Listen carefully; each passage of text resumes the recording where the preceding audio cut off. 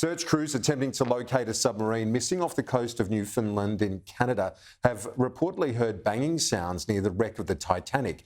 The US Coast Guard says that Canadian P-3 aircraft detected underwater noises in the search area. As a result, operations were relocated in an attempt to explore the origin of the noises. The searches have yielded negative results but continue. US media is reporting sonar devices have picked up the noises every 30 minutes. Around 30 hours of oxygen remains on the missing submersible. The Titan sub disappeared an hour and 45 minutes into its dive to the Titanic on Sunday. Search efforts have so far failed to locate the vessel. Authorities confirm search teams are working around the clock. The Coast Guard has coordinated search efforts, which have searched a combined 7,600 square miles, an area larger than the state of Connecticut. These search efforts have focused on both surface, with C-130 aircraft searching by sight and with radar, and subsurface, with P-3 aircraft were able to drop and monitor sonar buoys. To date, those search efforts have not yielded any results. For more on this story, let's bring in Frank Owen. He's a retired Navy submarine commander and former director of the Australian Submarine Escape and Rescue Project. Frank, thanks for your time. How encouraging is this development, those noises being picked up by authorities off Canada? Well, this has lifted my hopes by an order of magnitude. The procedure that submariners around the world use in the event of a submarine sinking is that every hour and half hour for 3 minutes, they bang the hull as loud as possible. And during that time, the searching forces would cease all of their transmissions and other noises so as to make the area as quiet as possible. Now, this isn't necessary. This is a military or naval process, but it would seem that this has been adopted by the crew on board the Titan. If this is the case, then it certainly lifts my hopes of them being alive. It also makes it much more likely, given that it's been detected by a sonar buoy, that the noise is coming from the surface as opposed to the seabed.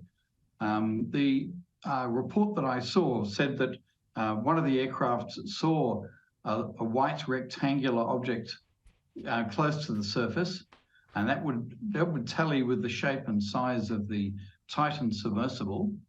But they were then sent off to support a ship that was investigating the noise.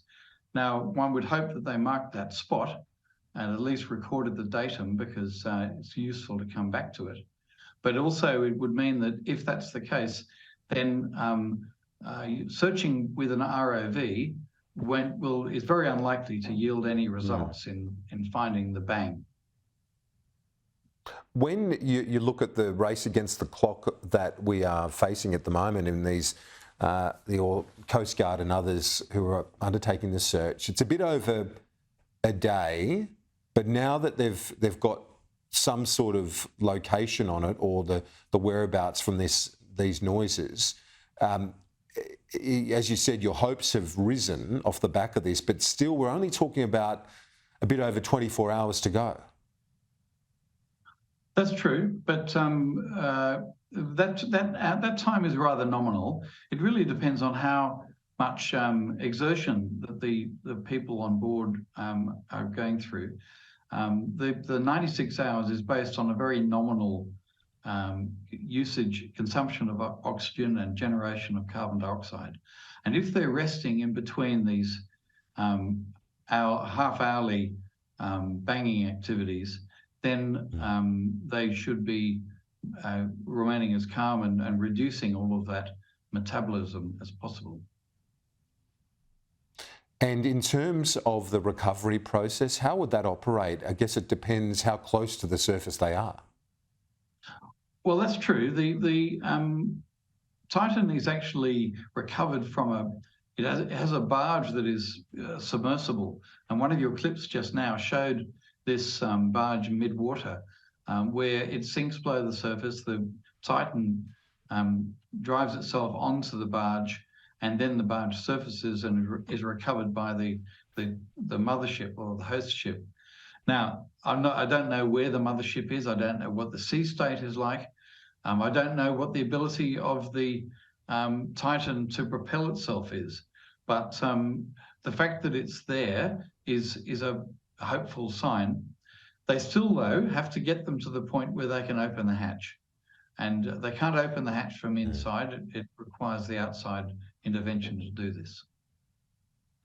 And in terms of this sort of submersible or submarine tourism, up until this story, I don't think many of our viewers would have known much about how this goes on. Submarines normally we equate to naval capacity, not something that people do as a pastime, Frank.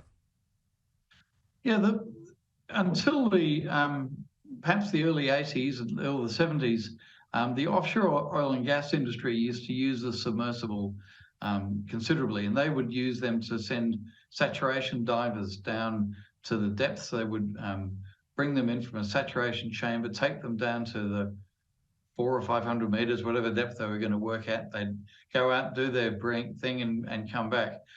As soon as remotely operated vehicle technology got better, then the industry was very, very quick to dispense with them. And some of those submersibles have been used for submarine rescue vehicles. And in fact, Australia's LR5 is a former diver lockout submersible. Or they've been used for research purposes or for tourism, such as we're seeing here. The tourism ones are a little different because the people on board are generally not trained, whereas that'll be not quite the case in the others. Indeed. Well, thank you. Let's hope these signs of life do eventuate positively for all those on board. Retired Navy Submarine Commander Frank Owen, thanks so much. Appreciate it. Thank you, Kieran.